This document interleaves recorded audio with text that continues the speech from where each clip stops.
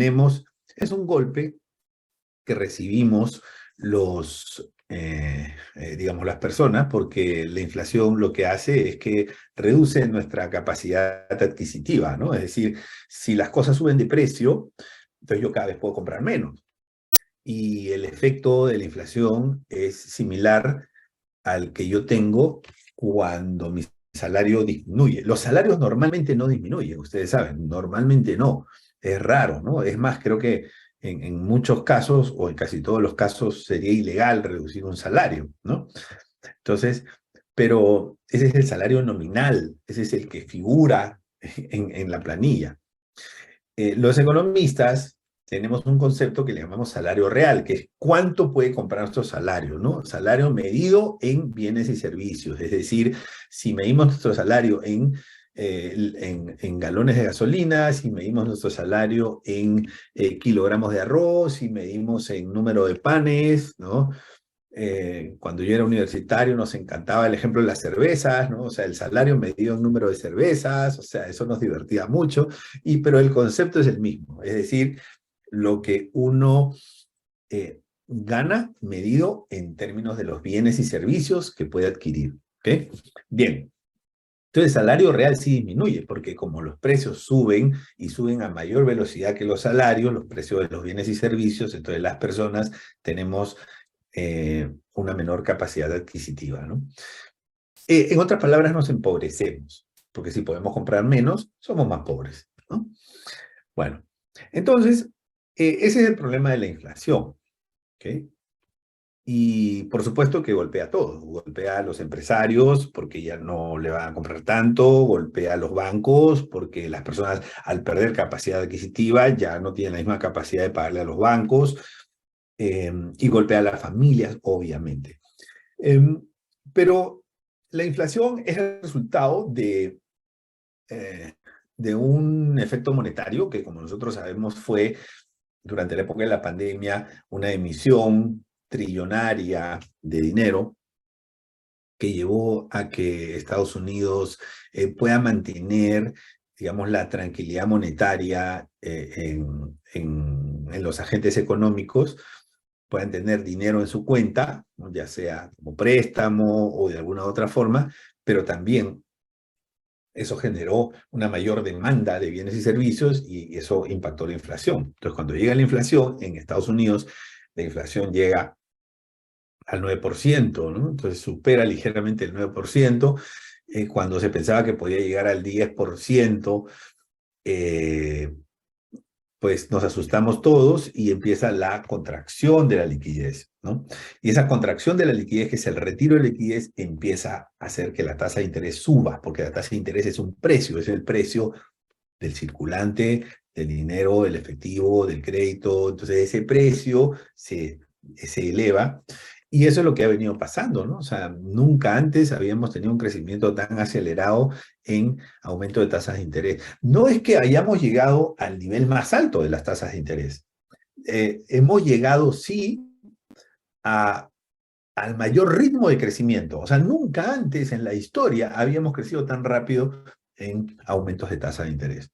¿Okay?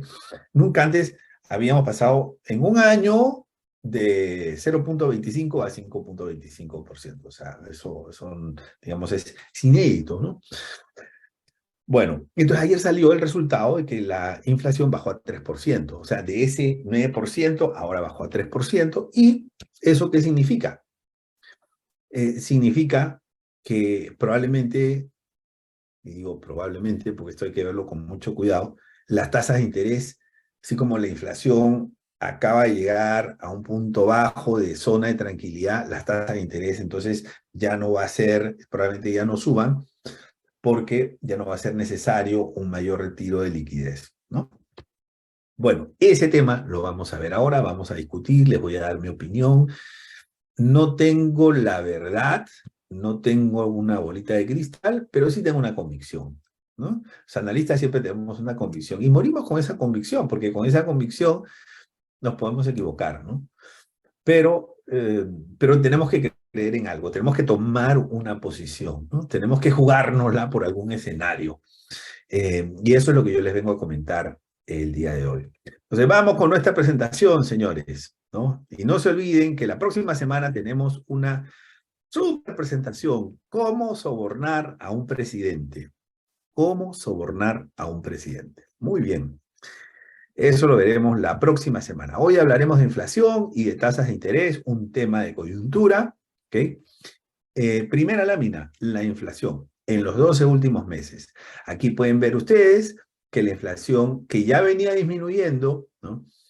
Pues pasa de 8.5% hace un año a 2.97% al cierre del mes de junio, que lo publicaron, cifras que publicaron ayer, ¿no? 2.97%, que es un nivel, digamos, que no se tenía hace prácticamente 2 años, ¿no? Muy bien. Entonces, esto es solamente los 12 últimos meses, pero me gustaría ampliar un poco para dar mayor perspectiva acerca de la inflación. Y antes de eso mencionarles algo interesante, ¿no? O sea, con estas láminas yo lo que busco es compartir con ustedes cómo yo veo las cosas, cómo yo analizo, ¿no? Entonces yo cuando voy a analizar este gráfico, yo digo, a ver, veo las diferencias, ¿no? Pero esas diferencias son las inflaciones del mes, de un mes solamente. Estas son inflaciones acumuladas de 12 meses. Por eso aquí menciono claramente, miren lo que dice por aquí dice anual, ¿no? Aquí está, anual. Estoy subrayando anual. O sea, este es inflación de 12 meses. ¿Ok? Pero para ver los incrementos de un periodo a otro, entonces veo la inflación del mes. ¿Ok? ¿Y qué pasa cuando veo la inflación del mes? ¿Qué resultado tengo? Vamos a ver, en la siguiente lámina, entonces tenemos este de aquí, esta es la inflación del mes. ¿Y qué cosas notan? ¿Qué cosas observan? Que estábamos en un rango, ¿no? Que iba de 0.3% a 0.58% en los 2 últimos meses, pero ya no salimos de ese rango. O sea, hemos roto la barrera mínima, hemos roto el piso, hemos roto el récord y ahora en el último mes ha sido 0.158, ¿no? Del mes. Eso es importante verlo, porque eso quiere decir que el ritmo de inflación ha pasado a un nivel distinto. Distinto porque esto no se veía hace 2 años. ¿Ok? La inflación estaba de 0.3 para arriba, de 0.5 para arriba por mes. Y ahora lo tenemos en 0.16. Entonces, probablemente hemos pasado, ¿ok? Probablemente hemos pasado a otro nivel de inflación. Y digo probablemente, ¿por qué? Porque lo que nosotros tenemos aquí en este gráfico es,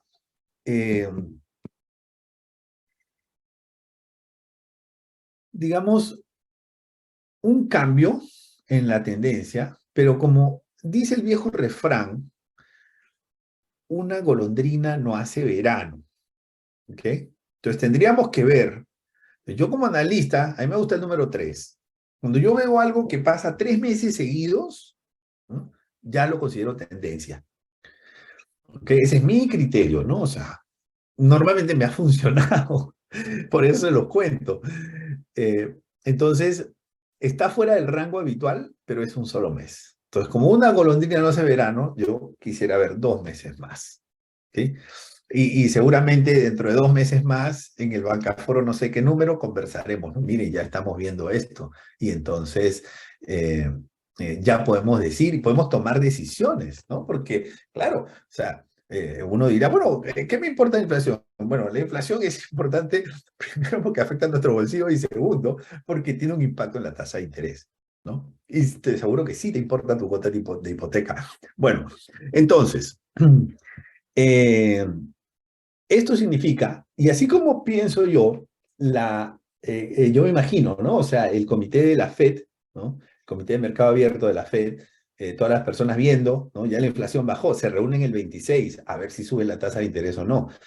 Y yo creo que el criterio no va a ser muy diferente. O sea, cuando yo les digo ese famoso refrán, una golondrina no hace verano, eso mismo yo pensaría que les va a venir a la mente a los miembros del Comité de Mercado Abierto. Y van a decir, no, pues es uno, o sea, espera, que es, ¿no? Y es más, normalmente son personas muy escépticas, ¿no? Los que trabajamos en estos temas de análisis, de riesgos, de auditoría, de cumplimiento, o sea, normalmente somos personas muy escépticas. Entonces, y todo eso va acumulando, digamos, un conjunto de elementos que me van a permitir jugármela por un escenario. Al final de la presentación les diré qué es lo que yo esperaría. Muy bien. Entonces, para poner las cosas en perspectivas, ahora hablemos de la inflación anual de los últimos 60 meses. No sin antes decirles que la Fed había establecido un objetivo, ¿ok? Un objetivo de llegar al 2% de inflación, ¿no? Bueno, entonces, claro, o sea, eso es lo ideal, ¿no? El 2% de la inflación, es decir, más o menos este nivel de la raya roja. Este es el 2%. Aquí está, por aquí más o menos, por esta raya roja, está el 2%. Ajá, está bastante cerca. Claro, yo veo que está bastante cerca de ese 2%, pero todavía no ha llegado. Ahora, veo sin embargo que este nivel, y voy a poner con un color verde, este nivel, ¿no? Fíjate, ya llegó a niveles del 2018. O sea, en el 2018 teníamos este nivel de inflación de 3%, ¿no? Bueno, entonces, ¿qué pensaría yo? Que en la Fed deben estar revaluando su meta de 2%. ¿No? Deben estar revaluando. Como siempre, también estoy convencido que en la Fed, en la mesa, ¿no? Es un comité, ¿no? En esa mesa, yo creo que nunca antes había habido tantas discrepancias como ahora. Porque hay algunos que dicen, ya no podemos subir más la tasa de interés porque vamos a dañar la economía. Y hay otros que dicen, tenemos que arreglar la inflación porque si no arreglamos la inflación no podemos sacar adelante la economía, ya que puede haber un recrudecimiento, ¿no? Un resurgimiento de la inflación y eso nos puede traer problemas. Bueno, entonces, amigos, yo estoy seguro, ¿no? Digamos, no me lo han dicho, pero yo creo que hay una gran posibilidad de que haya opiniones divididas en el Comité de Mercado Abierto de la FED, ¿no? Pensaría. Son suposiciones, ¿no? Me puedo equivocar, pero no creo que haya consenso. Lo cual es normal, y eso es lo lindo de la economía, ¿no? Eso es lo lindo de la economía. O sea, que al final las dos posiciones buscan el bienestar de la sociedad. O sea, ¿qué es lo mejor? Unos dicen, no, no podemos dañar la economía, dañamos el empleo, y si dañamos el empleo, dañamos las oportunidades de la gente que necesita consumir y crecer y ascender socialmente. Y por otro lado, algunos dicen, no, si nosotros no curamos al enfermo de la inflación, entonces esto puede volver a suceder, puede resurgir la inflación y puede ser peor para el paciente si le decimos que está curado y realmente no está bien curado, ¿no? Entonces, hay buena intención, pero los enfoques pueden ser un poco distintos. Eso es lo maravilloso y lo fantástico de la economía y me encanta la economía. Bueno, entonces, eh, estamos cerca y repito, la Fed debería estar buscando reconsiderar ese 2%, pues ya está en 3%, ¿no? Si yo fuera miembro del Comité de Mercado Abierto, yo diría, mira, si lleguemos a 2,5 está bien, ¿no? O sea, sinceramente, ¿no? Porque, o sea, en otras épocas también has tenido 3%, ¿no? Bueno, es parte del costo-beneficio social que uno tiene que hacer. Bueno, entonces, pero vamos a ver por qué ha bajado la inflación, ¿no? ¿Qué es lo que está pasando? Entonces, les voy a sacar la inflación por rubros. Primera lámina de inflación por rubros es la inflación de alimentos, ¿no? Los alimentos sí llegaron a una inflación de doble dígito y los alimentos siguen siendo la piedra en el zapato. O sea, están en 5,7%. O sea, están casi en una inflación que es el doble del nivel de la inflación general. O sea, los alimentos. Y bueno, ustedes que hacen supermercado, yo que hago supermercado, lo sabemos. Y si salimos a almorzar, a cenar a la calle, uy, que ni qué decir, ¿no? Que la inflación está terrible. Entonces, los alimentos, eso, señores, todavía se mantiene alto. Y esto lo voy anotando como un elemento para emitir un juicio en el momento que les diga al final cuál es el escenario más probable. ¿Ok? La inflación de alimentos todavía está en 5,7%. Bueno, entonces, y otro componente que es, digamos, la inflación, hay tres componentes importantes, como cuatro componentes importantes, ¿no? O sea, alimentos, energía, vivienda, alquileres, o sea, la inflación inmobiliaria y el resto, que se llama la inflación core inflation, o también inflación subyacente, se llama. ¿Ya? Bien, entonces esta es la inflación de energía. ¿Ya? Entonces, mira, la inflación de energía en julio del 2022, o sea, en pleno auge de la guerra, ¿no? O de la invasión de Rusia a Ucrania, mira cómo estaba la inflación, o sea, habían expectativas ahí de incremento de precio de energía, porque obviamente Europa se estaba peleando con Rusia, y Rusia es uno de los principales proveedores de gas a Europa. Entonces todo eso estaba alimentando expectativas que obviamente eran de preocupación y hacía que los precios se eleven, ¿no? ¿Ok? Bueno. Entonces, y esto ha venido disminuyendo desde hace 4 meses, ¿no? Muestra una tendencia negativa. Y aquí sí les puedo decir que son 4 meses consecutivos. O sea, aquí sí vemos claramente una deflación en digamos, en el rubro de energía, ¿no?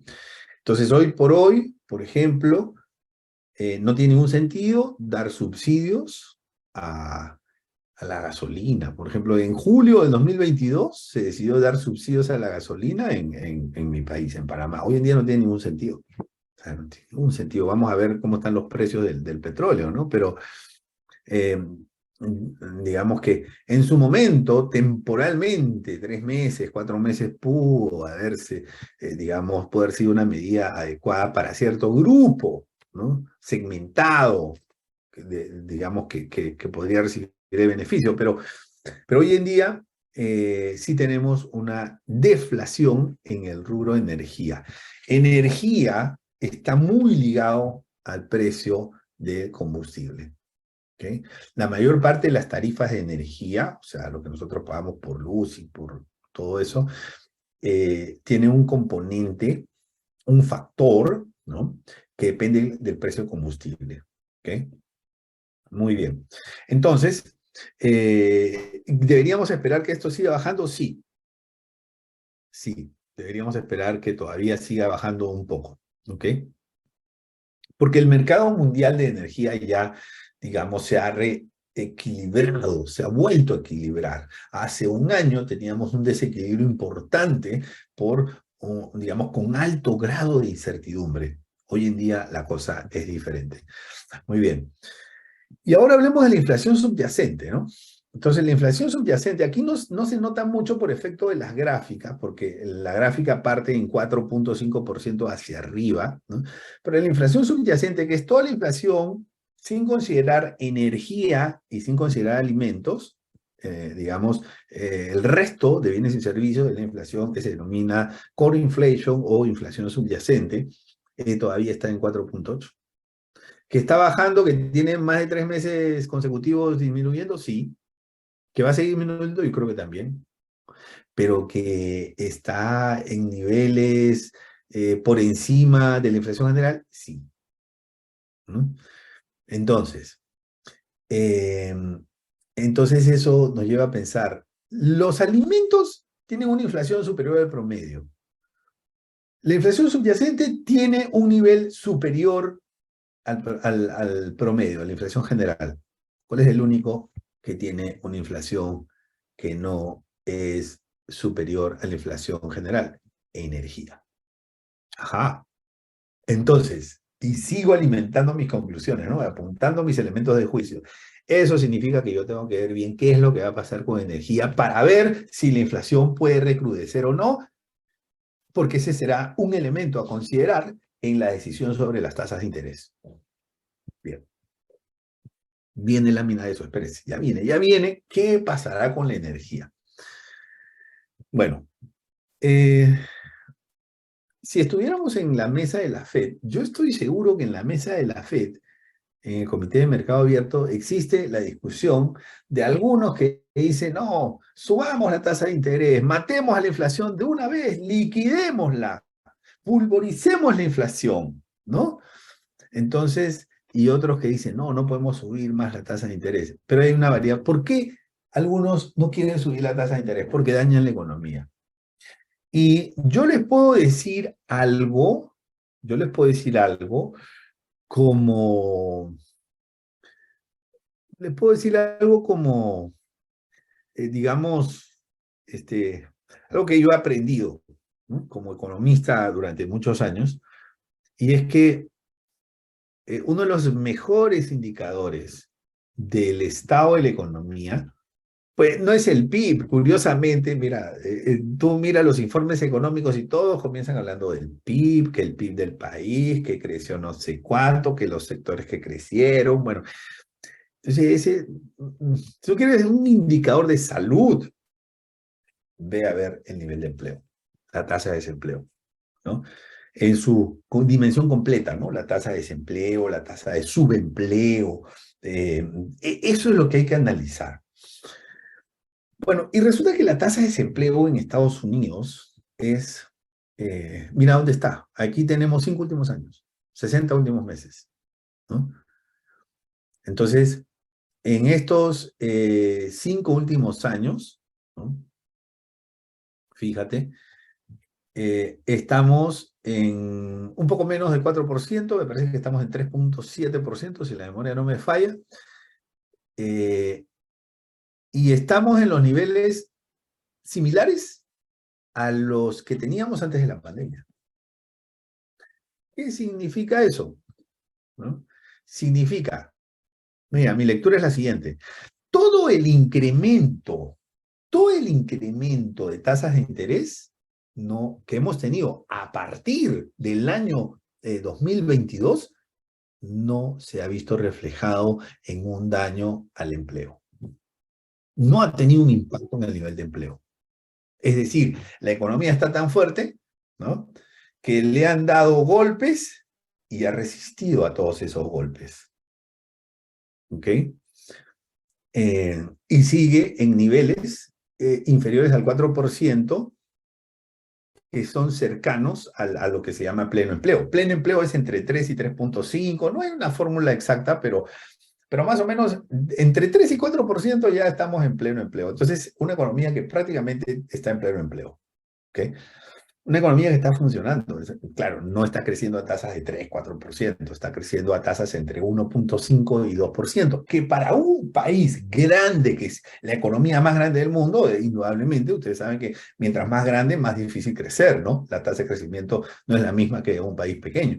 Entonces, esto lo que me está diciendo es que el estado de salud de la economía de Estados Unidos sigue manteniéndose en un nivel similar al que teníamos al inicio de la subida de las tasas de interés. Cuando empezaron a subir las tasas de interés, teníamos más o menos esto.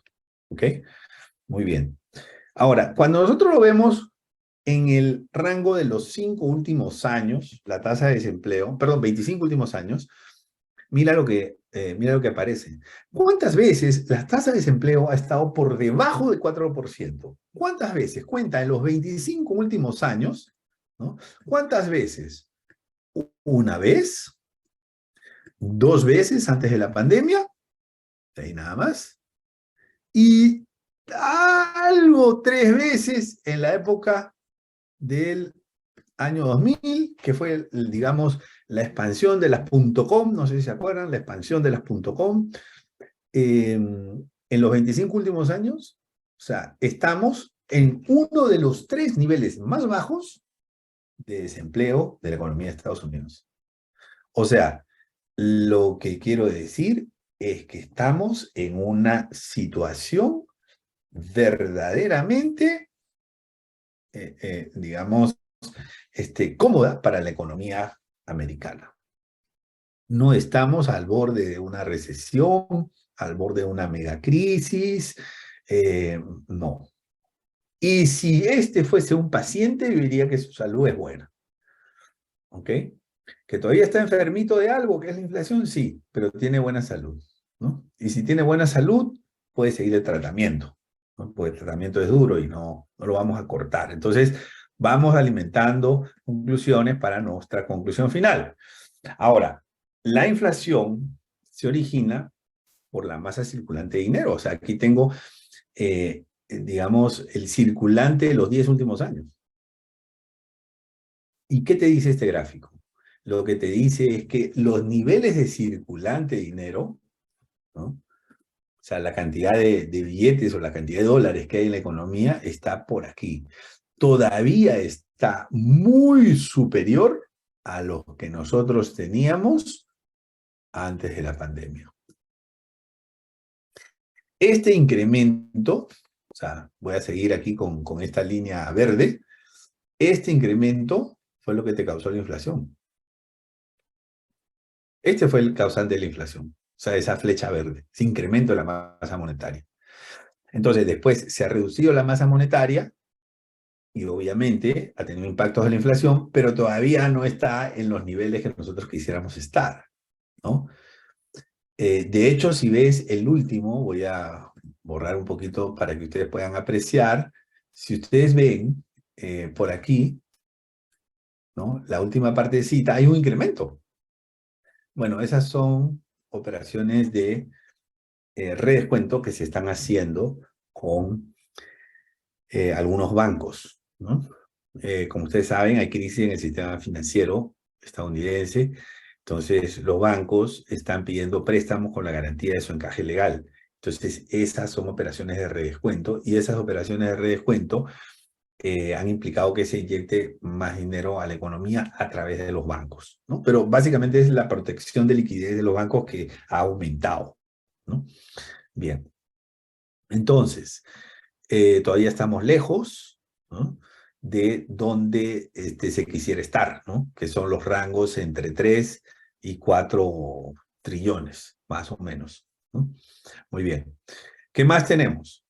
Bueno, por otro lado, tenemos por aquí el precio de barril de petróleo, ¿no? Este es, creo que, la última lámina probablemente, ¿no? Porque yo les decía, bueno, mucho va a depender, o sea, lo que pase con la inflación, lo que pase con las tasas de interés va a depender de lo que pase con la inflación, y lo que pase con la inflación va a depender de la inflación de energía, y la inflación de energía depende del precio del petróleo, combustible, básicamente, ¿no?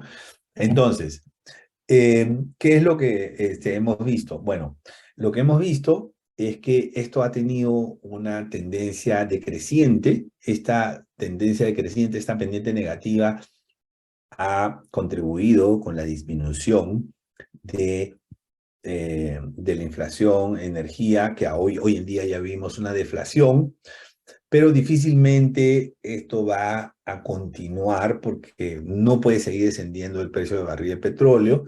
Aquí hay algunos acontecimientos importantes, ¿no? O sea, la OPEP decidió, digamos, reducir su oferta de su producción de petróleo, pero Estados Unidos decidió quemar sus reservas. O sea, Estados Unidos, como parte de toda su estrategia, dijo, bueno, saquemos todas las reservas, saquemos las reservas, saquemos las reservas, y eso, digamos, ha sido importante, y lo hizo básicamente para tirar abajo el precio del petróleo, porque si el precio del petróleo no se reducía, quien se iba a beneficiar era Rusia, ¿no? Entonces, por eso, como una estrategia económica, geopolítica, hasta militar, porque finalmente, o sea, el poder, el poder militar necesita, ¿no? de una, digamos, de inputs económicos.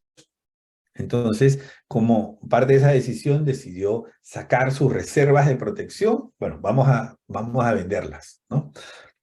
La OPEP viene a contraatacar y va a reducir aún más su producción. Pero tú no sabes quién más puede decir, o sea, porque este es un escenario de mucha incertidumbre y alguien más podría decir, algún jugador importante podría decir, ah, no, pues yo también voy a quemar mis reservas, ¿no? O sea, esos son los escenarios y por eso cuando nosotros hablamos de petróleo, no es tan fácil de poder decir. Mi impresión, ¿no? Y cuando nosotros, no sé si tenemos, déjame ver, no, ya. Eh, Mi impresión es que el precio del petróleo, uno, si nosotros vemos el último mes, por ejemplo, ¿no? Mira, el último mes, ¿qué es lo que está pasando aquí en el último mes? El último mes sí estamos viendo, ¿no? Una tendencia, una pendiente positiva, ¿ok? Podría seguirse elevando esta tendencia, podría continuar esta tendencia y seguir teniendo pendiente positiva, sí, pero como les dije, soy un poco escéptico y espero 3 meses para hacer algo más concluyente. Por el momento, les diría que lo más probable es que si me las tengo que jugar, yo creería que el precio del petróleo va a empezar a tomar, por lo menos no va a bajar, o se mantiene o va a subir algo, ¿no? Bien, por la reacción de la OPEP, ¿no? Que hay muchos intereses en juego de por medio. Y porque si nosotros vemos con respecto a la historia, el precio del petróleo, o sea, digamos, eh, actualizamos el precio del petróleo por inflación y el precio no está elevado con respecto a su promedio histórico. Entonces, en conclusión, ¿qué esperaría yo? Pues yo pensaría que vamos a tener en la próxima reunión del 26 de julio una votación dividida, ¿no? Y es muy probable que se aumente la tasa de interés y que sea, ojalá, el último aumento, ¿no? Que se aumente 1/4 de punto y ese 1/4 de punto probablemente va a ser el último aumento, ¿no? A la espera de que, digamos, de que la mesa de mercado abierto o el comité de mercado abierto de la Fed siga viendo que se mantiene la tendencia 3 meses y bueno, ya podemos estar tranquilos, ¿no? Entonces, si la inflación tiene algún, digamos, resurgimiento, probablemente podría haber otra, ¿no? Pero considero que no es el escenario más probable. Lo más probable es que la inflación esté llegando a su etapa final y que pronto podamos tener una inflación cercana, no creo que 2%, va a tomar mucho tiempo para llegar al 2%, pero sí cercana al 2%, ¿ok? Bien, entonces, eso bajo escenarios normales. Claro, el día de mañana aparece un conflicto entre Taiwán y China y entonces todo esto cambia, ¿no? Sí. Vivimos en un mundo muy volátil, así que, digamos, en conclusión, yo esperaría un aumento en la tasa de interés, uno más, el último, ¿no? Si todo sigue como va. Esperaría que sea en este mes de julio, pero si no es en este, es probable que en esa mesa y en esa votación dividida digan, no, vamos a esperar al siguiente, esperemos uno más o esperemos dos más. Yo creo que lo probable es que sea ahora, pero eso se verá. Y si no es ahora, tal vez será en el mes siguiente.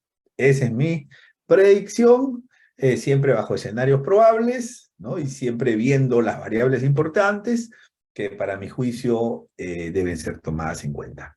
Así que de esa manera, amigos, yo pues les agradezco